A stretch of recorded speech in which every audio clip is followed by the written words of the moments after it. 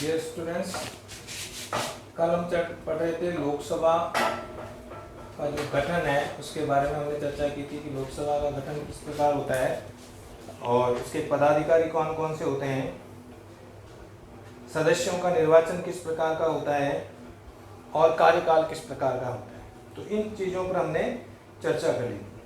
ठीक है, तो लोकसभा का जो कार्यकाल है उसके बारे में हमने चर्चा की थी कि लोकसभा का जो कार्यकाल है वो अनुच्छेद 83 के अनुसार 5 वर्ष होता है। यानी लोकसभा की जो पहली बैठक है उससे लेकर के और जो अंतिम बैठक है यानी 5 साल पूर्व, तो उसमें 5 वर्ष जो है उसका कार्यकाल होता है। फिर हमने चर्चा की थी कि अगर 5 वर्ष से पहले भी जो है लोकसभा का जो है को भंग किया जा सकता है, और भंग कौन करता है? राष्ट्रपति भंग करता है। ठीक है, और आपातकाल के दौरान लोकसभा की जो अवधि है 1 वर्ष को जो है अवधि को बढ़ाया जा सकता है। यानी लोकसभा का जो कार्यकाल है उसको 1 वर्ष के लिए बढ़ाया जा सकता है। 1975 में जब इंदिरा गांधी ने आपातकाल की घोषणा की थी तब 1 वर्ष के लिए, यानी हम कह सकते हैं 2 वर्षों के लिए, एक साल में एक बार में केवल 1 वर्ष ही बढ़ाया जा सकता है। ठीक है, यहाँ तक कि 42वें संविधान संशोधन में इंदिरा गांधी ने जो है वो लोकसभा का कार्यकाल 5 वर्ष से बढ़ा करके 6 वर्ष कर दिया था। ठीक है, लेकिन बाद में वापस जब मोरारजी देसाई की सरकार आई तो 44वां संशोधन जो करके और वापस जो है लोकसभा का कार्यकाल जो है 5 वर्ष कर दिया गया। यानी संविधान में संशोधन करके इंदिरा गांधी ने लोकसभा का जो कार्यकाल है वो 6 वर्ष किया था, लेकिन बाद में 44वें संविधान संशोधन से पुनः उसे जो है 5 वर्ष का कर दिया गया। तो इस तरह कह सकते हैं कि लोकसभा का कार्यकाल 5 वर्ष का होता है, लेकिन उससे पहले भी राष्ट्रपति जो है वो लोकसभा को भंग कर सकता है। ठीक है, इसके अलावा अगर हम देखें कि लोकसभा के जो है सभी सदस्य जो पदाधिकारी होते हैं वो 2 पदाधिकारी होते हैं, अध्यक्ष और उपाध्यक्ष। लोकसभा के जो अध्यक्ष और उपाध्यक्ष जो है उनके कार्यकाल होते हैं अध्यक्ष व उपाध्यक्ष। ठीक है, जिसको इंग्लिश में स्पीकर कहते हैं, लोकसभा स्पीकर और डिप्टी स्पीकर। ठीक है, उपाध्यक्ष को डिप्टी स्पीकर कहते हैं, उपाध्यक्ष। इन दोनों का जो चुनाव है वो लोकसभा के सभी सदस्य मिलकर के करते हैं। यहाँ याद रखना है आपको कि राज्यसभा में अध्यक्ष का चुनाव नहीं होता, क्योंकि जो देश का राष्ट्रपति होता है वही राज्यसभा का पदेन अध्यक्ष होता है। लेकिन उपाध्यक्ष, राज्यसभा का उपाध्यक्ष जो है चुना जाता है राज्यसभा के सदस्यों के द्वारा। लेकिन लोकसभा के जो दोनों पदाधिकारी हैं यानी अध्यक्ष और उपाध्यक्ष, दोनों का जो है चुनाव कौन करते हैं? लोकसभा के सभी सदस्य। ठीक है, अभी पूछा जाए कि वर्तमान में जो है लोकसभा के जो अध्यक्ष कौन हैं, तो राजस्थान से जो कोटा के सांसद हैं ओम बिरला वर्तमान में लोकसभा के जो है अध्यक्ष हैं। राज्यसभा के वर्तमान में पूछा जाए आपको कि राज्यसभा के अध्यक्ष कौन हैं, या जो जैसे हमने पहले पढ़ा था कि जो लोकसभा देश का उपराष्ट्रपति होता है वही राज्यसभा का पदेन अध्यक्ष होता है। तो जो उपराष्ट्रपति कौन है देश का? देश के उपराष्ट्रपति कौन है?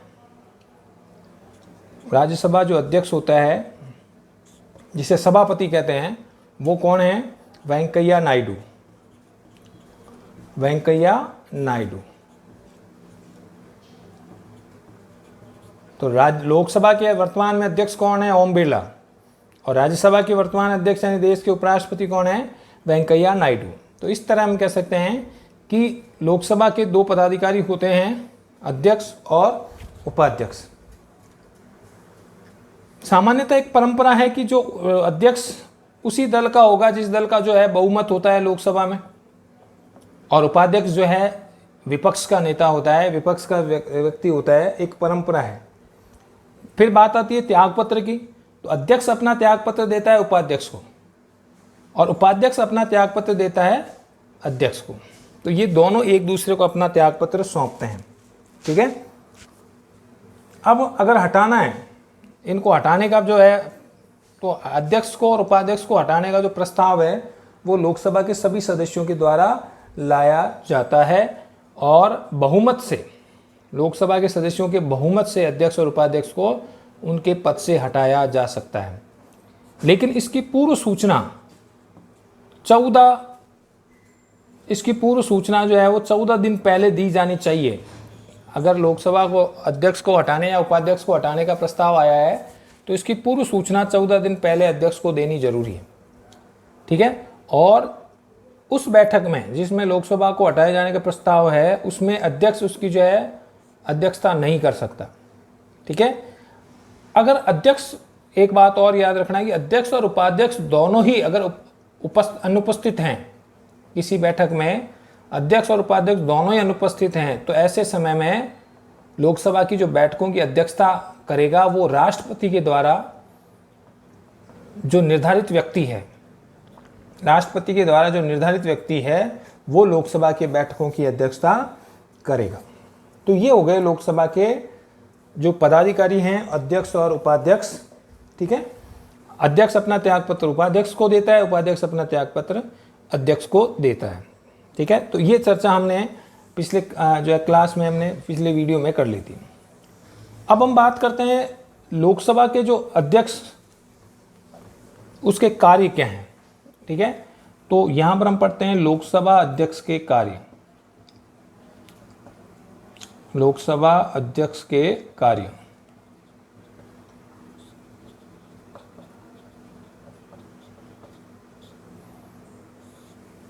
देखिए लोकसभा देश का सबसे बड़ा, हम कह सकते हैं, सदन है जो पूरे देश में जहाँ जो है देश के लिए कानून का निर्माण करने वाली है। तो उसका एक अध्यक्ष को भी जो है पावरफुल पद या शक्तियाँ जो है प्राप्त होनी चाहिए, ठीक है। तो लोकसभा के जो अध्यक्ष है उसको निम्न कार्य सौंपे गए हैं, ठीक है। नंबर 1, सदन की कार्यवाही का संचालन। सदन की कार्यवाही का संचालन,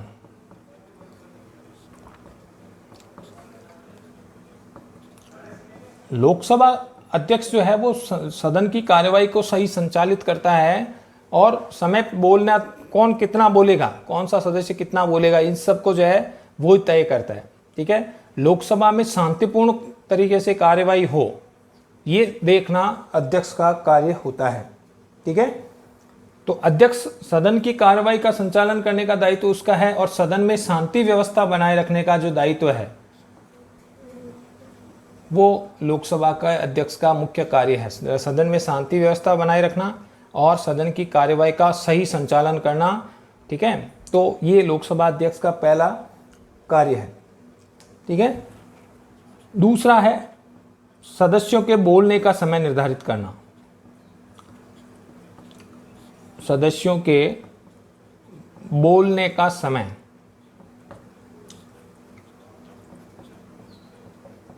निर्धारित करना।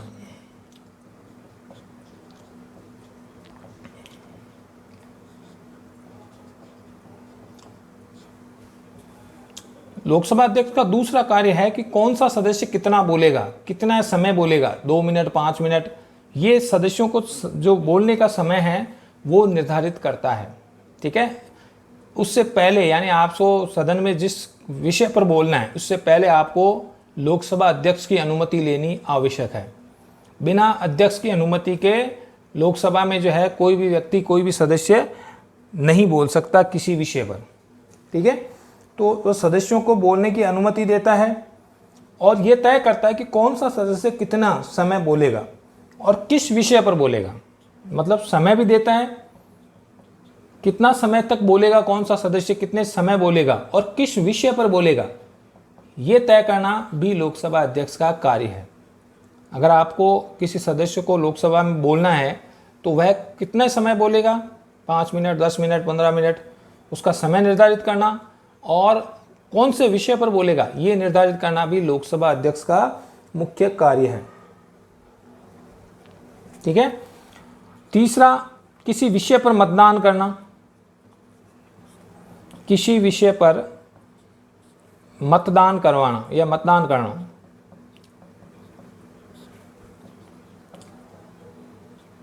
अगर कोई ऐसा विषय है जिस पर पक्ष और विपक्ष के जो सदस्य हैं, ठीक है, वो एक मत नहीं है, या हम कह सकते हैं कि बहुमत को जो है उस पर साबित नहीं कर पा रहा है विषय पर मतदान, तो ऐसे विषय पर मतदान करना, किसी बिल को पास करने के लिए मतदान करवाना अध्यक्ष का कार्य होता है।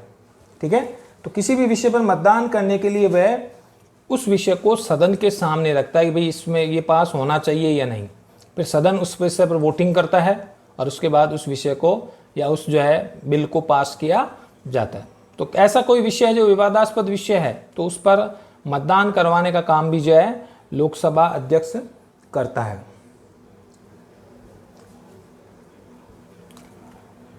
निर्णायक मत देना अगला जो कार्य है, निर्णायक मत देना यानी कास्टिंग वोटिंग, इसको कास्टिंग वोटिंग कहते हैं। कास्टिंग वोट देना, देखिए किसी विषय पर अगर पक्ष और विपक्ष दोनों में बराबर मत मिल जाए, आधे आधे मत, ठीक है, तो ये निर्णय नहीं हो पा रहा है, तो फिर उस समय में निर्णायक वोट देने का काम जो है वो लोकसभा अध्यक्ष करता है। याद रखना, सामान्यतः लोकसभा का जो अध्यक्ष है किसी विषय पर वोट मत नहीं देता है।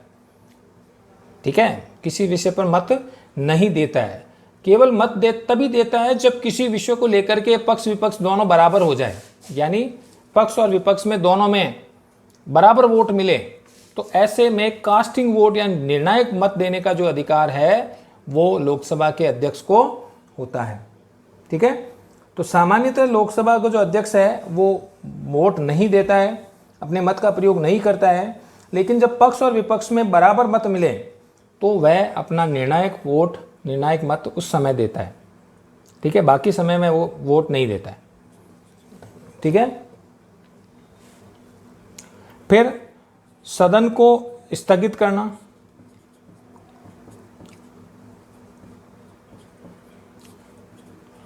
लोकसभा अध्यक्ष का अगला कार्य है कि सदन की कार्रवाई को कुछ समय के लिए स्थगित करना। ध्यान रखना, मैंने पहले ही पढ़ाया था कि लोकसभा के जो स्थगित करने का, सत्रावसान करने का जो कार्य है वो राष्ट्रपति करता है, लेकिन लोकसभा की जो बैठक है उसको स्थगित करना कुछ समय के लिए, 1 घंटे 2 घंटे, 1 दिन 2 दिन 5 दिन, उसको स्थगित करने का जो कार्य है वो लोकसभा अध्यक्ष करता है। यानी जब शांति व्यवस्था बनाए रखना संभव नहीं हो या किसी मत को लेकर के नारेबाजी हो रही हो लोकसभा में, तो उस पर कुछ समय के लिए लोकसभा की कार्रवाई को स्थगित किया जा सकता है, और ये स्थगित करने का जो कार्य है वो लोकसभा अध्यक्ष करता है। ठीक है, तो अध्यक्ष सदन की कार्रवाई को कुछ समय के लिए स्थगित कर सकता है। नंबर 6, दल बदल का निर्णय लेना।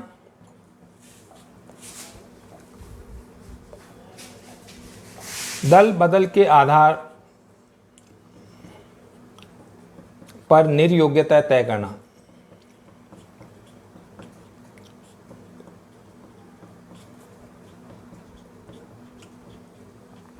जैसे मैंने बात की थी कि 52वां संविधान संशोधन से जो 1985 में हुआ था, उसके तहत 52वें संशोधन से दल बदल पर जो है रोक लगा दी गई है। ठीक है, अगर कोई व्यक्ति किसी एक दल से जीत के आता है और बाद में वो किसी और दूसरी पार्टी को ज्वाइन कर ले, दूसरी पार्टी में चला जाता है, तो दल बदल कानून के तहत वो अयोग्य घोषित हो जाता है। ठीक है, वो भविष्य में चुनाव नहीं लड़ सकता।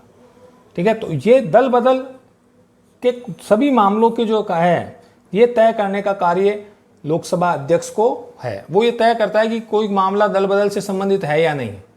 तो दल बदल से संबंधित जो निर्णय लेने का जो कार्य है वो लोकसभा अध्यक्ष करता है। ठीक है, तो अध्यक्ष क्या करता है, सदन में दल बदल के आधार पर किसी सदस्य की निर्योग्यता को तय करता है कि भी ये सदस्य अयोग्य हो गया है, अगर कोई ऐसा करता है दल बदल जैसे संबंधी कार्रवाई। ठीक है, तो दल बदल का निर्णय लेने का कार्य लोकसभा अध्यक्ष का है। ठीक है, फिर धन विधेयक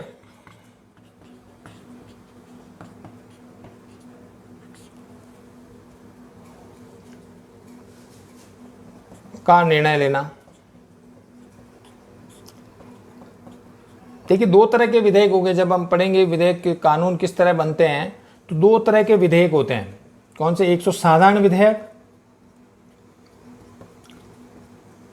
साधारण विधेयक। विधेयक क्या कहलाता है? कानून बनने से पहले की प्रक्रिया को विधेयक कहते हैं। ठीक है, बिल। और दूसरा है वित्त विधेयक। वित्त विधेयक कह दो, धन विधेयक कह दो, ठीक है। तो अनुच्छेद 110 के अनुसार लोकसभा अध्यक्ष ये तय करता है कि कोई विधेयक वित्त विधेयक है या नहीं। वित्त विधेयक यानी धन से संबंधित मामले जो होते हैं, जो कर लगाने या हटाने से संबंधित मामले होते हैं, तो ये कोई विधेयक धन वित्त विधेयक है या नहीं है, या धन विधेयक है या नहीं है, इसका अंतिम निर्णय कौन करेगा? लोकसभा अध्यक्ष करता है, ठीक है। कि कोई विधेयक, क्योंकि वित्त विधेयक की जो प्रोसेस अलग होती है, वित्त विधेयक पहले लोकसभा में पेश किए जा सकते हैं, राज्यसभा में नहीं, ठीक है। और राज्यसभा को केवल 14 दिन रोके रखने का जो है काम होता है, बाकी उसे स्वीकृति देनी पड़ती है। साधारण विधेयक में राज्यसभा मना कर सकता है, वापस लौटा सकता है, लेकिन वित्त विधेयक को जो है उसे 14 दिन के अंदर स्वीकृति देनी पड़ती है, नहीं दी तो फिर वो पास ही माना जाता है बिल। तो इसलिए कोई विधेयक, अनुच्छेद 110 के तहत कोई विधेयक वित्त विधेयक है या नहीं है, धन विधेयक है या नहीं है, इसका निर्णय लोकसभा अध्यक्ष ही करता है, क्योंकि साधारण विधेयक और वित्त विधेयक में कार्रवाई में जो है प्रमुख अंतर होता है, ठीक है। और 8वां अगर बात करें अपन, तो वो है सदस्यों के खिलाफ अनुशासनात्मक कार्रवाई करना। सदस्यों के विरुद्ध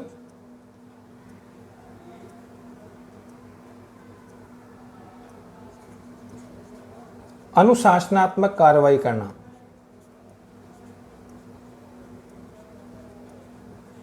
अनुशासनात्मक कार्रवाई करना।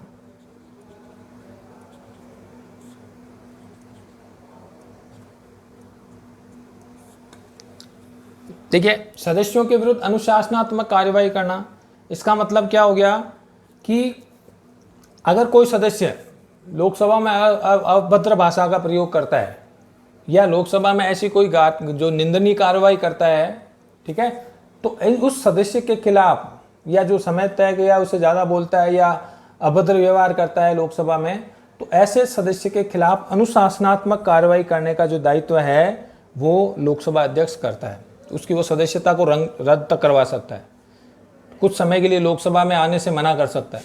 तो किसी सदस्य के खिलाफ अनुशासनात्मक कार्रवाई करने का दायित्व भी लोकसभा अध्यक्ष का होता है, ठीक है। तो अगर हम बात करें कि भारत के प्रथम लोकसभा अध्यक्ष कौन थे, तो ये हो गए लोकसभा के कार्य। अगर हम बात करें कि भारत के प्रथम लोकसभा अध्यक्ष कौन थे, जो 1952 में पहली लोकसभा गठित हुई थी, उसके प्रथम अध्यक्ष,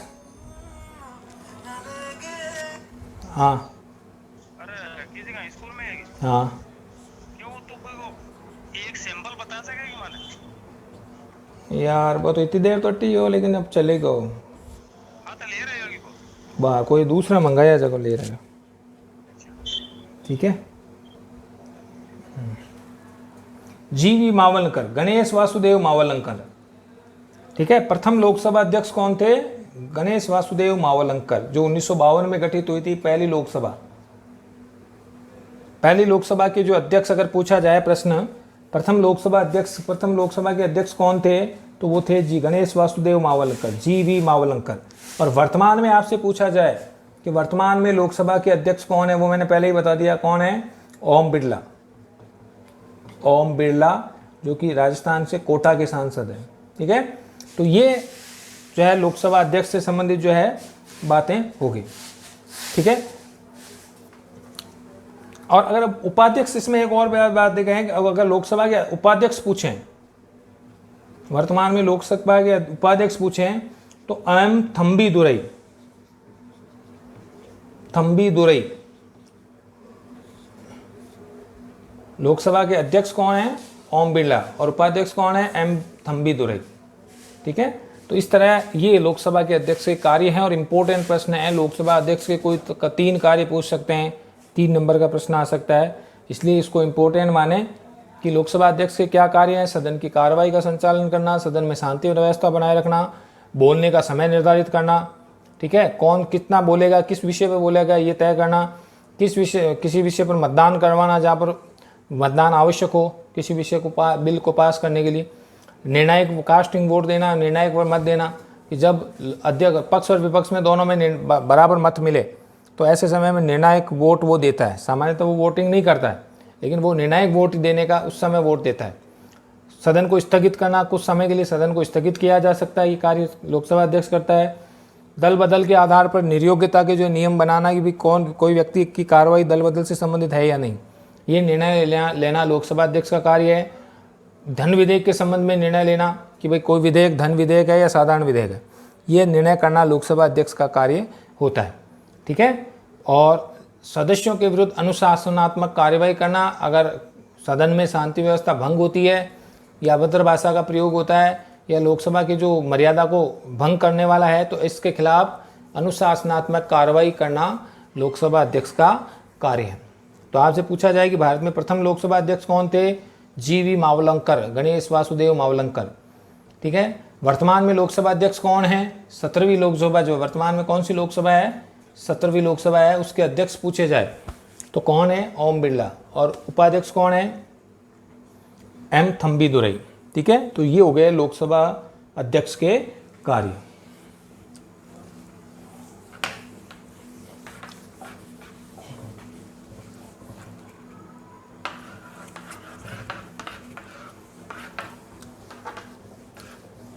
फिर अब देखिए, लोकसभा ने राज्यसभा के बारे में पढ़ लिया, राज्यसभा के गठन के बारे में पढ़ लिया और लोकसभा के गठन के बारे में पढ़ लिया। ठीक है।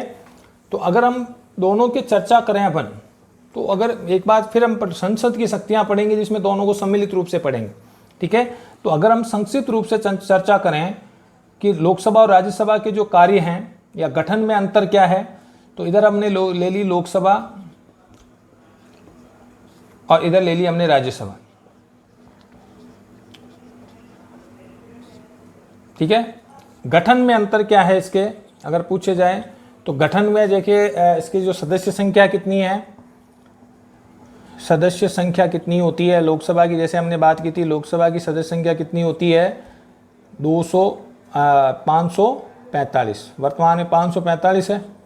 अधिकतम पूछ लिया जाए आपसे तो अधिकतम कितनी हो सकती है? अधिकतम 552 हो सकती है और वर्तमान में 545 है। ठीक है। इसकी राज्यसभा की अधिकतम पूछे तो राज्यसभा की अधिकतम जो होती है 250 हो सकती है, वर्तमान में कितनी है? 245। ठीक है। इसमें से निर्वाचित जो है 545 में से 543 निर्वाचित प्लस 2 मनोनीत होते हैं, ये निर्वाचित होते हैं और ये मनोनीत होते हैं। ठीक है। और राज्यसभा की पूछें आपसे तो राज्यसभा में जो है 233 प्लस 12 यानी 233 निर्वाचित होते हैं राज्य विधानसभाओं के द्वारा और जो है 12 मनोनीत होते हैं। ठीक है। 12 राष्ट्रपति मनोनीत करता है। तो इस तरह 2 एंग्लो इंडियन सदस्यों को लोकसभा के लिए मनोनीत करता है राष्ट्रपति और 12 सदस्यों को राज्य जो है मनोनीत करता है, राष्ट्रपति करता है, जो कला साहित्य विज्ञान के क्षेत्र में जो है होते हैं। ठीक है। फिर अगर हम देखें इसमें योग्यता में अंतर क्या होता है, सामान्यतः लोकसभा के अध्यक्ष सदस्यों की योग्यता में अंतर क्या होता है? सदस्यों की योग्यता में बाकी सामान्यतः लोकसभा और राज्यसभा के सदस्य एक ही होते हैं, केवल एक योग्यता को छोड़ करके। क्या वो है कि इसका जो न्यूनतम जो आयु है, लोकसभा सदस्य की जो न्यूनतम आयु है, बाकी सारी योग्यता एक जैसी होती है लोकसभा अध्यक्ष और लोकसभा के सदस्य और राज्यसभा के सदस्य की। ठीक है। जो इसके जो अंतर मुख्य है, तो इसकी लोकसभा जो सदस्य होते हैं उसकी न्यूनतम आयु होती है 25 वर्ष, जबकि राज्यसभा के सदस्यों की जो न्यूनतम आयु होती है वो होती है 30 वर्ष। ठीक है। नाम में अंतर अगर पूछें अपन तो लोकसभा को किन किन नामों से जाना जाता है? लोकसभा को प्रथम सदन कहते हैं, निम्न सदन कहते हैं, राज्यों का सदन कहते हैं, लोकप्रिय सदन कहते हैं या जनता का सदन कहते हैं, लोकप्रिय सदन या जनता का सदन। ठीक है। और अस्थायी सदन।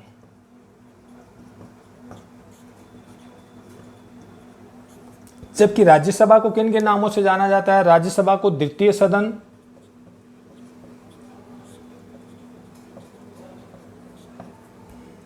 उच्च सदन,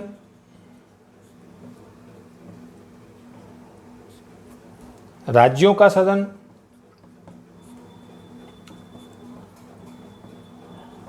और स्थायी सदन कहते हैं।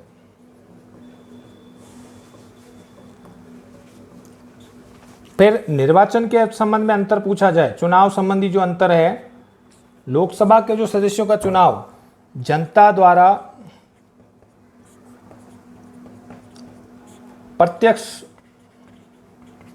वयस्क मताधिकार के आधार पर, वयस्क मताधिकार के आधार पर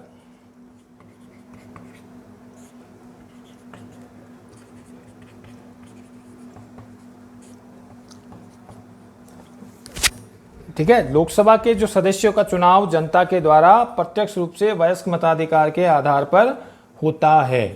ठीक है, जबकि राज्यसभा के जो सदस्यों का चुनाव है वो अप्रत्यक्ष रूप से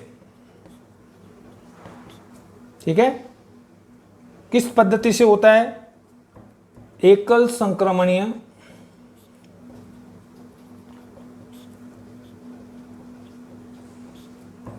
आनुपातिक प्रतिनिधित्व प्रणाली, आनुपातिक प्रतिनिधित्व प्रणाली।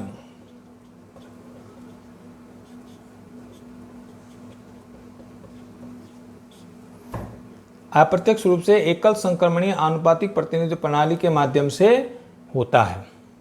ठीक है, राज्यसभा के लोकसभा के सदस्यों का चुनाव जनता के द्वारा प्रत्यक्ष वयस्क मताधिकार के आधार पर होता है, जबकि राज्यसभा के सदस्यों का चुनाव अप्रत्यक्ष रूप से एकल संक्रमणीय आनुपातिक प्रतिनिधित्व प्रणाली के माध्यम से होता है।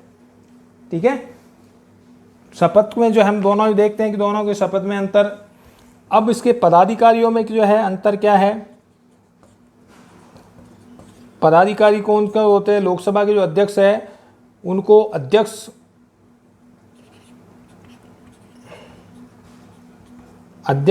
यानी स्पीकर और उपाध्यक्ष,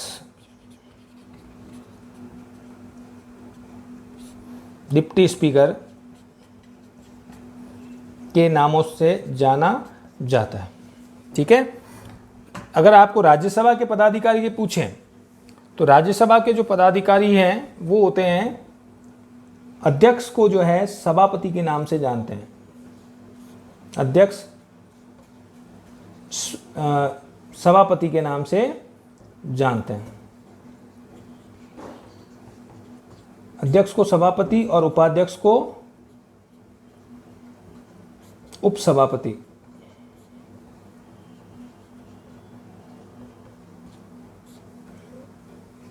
इन नामों से जाना जाता है। ठीक है, तो अगर इन बारे में हमने चर्चा की थी कि किस तरह जो है लोकसभा के अध्यक्ष और उपाध्यक्ष का चुनाव होता है। ठीक है, कार्यकाल के संबंध में चर्चा करें तो लोकसभा के सदस्यों का कार्यकाल जो होता है वो 5 वर्ष होता है, जबकि राज्यसभा के सदस्यों का कार्यकाल किसका? सदस्यों का कार्यकाल। लोकसभा का तो सदस्यों का होता है, यहाँ पर लोकसभा और के सदस्य और लोकसभा दोनों का ही कार्यकाल 5 वर्ष होता है, याद ध्यान रखना। यहाँ पर राज्यसभा का कार्यकाल नहीं होता है, यहाँ राज्यसभा के सदस्यों का कार्यकाल पूछें तो वो 6 वर्ष होता है। ठीक है, तो यहाँ पर सदस्यों का कार्यकाल होता है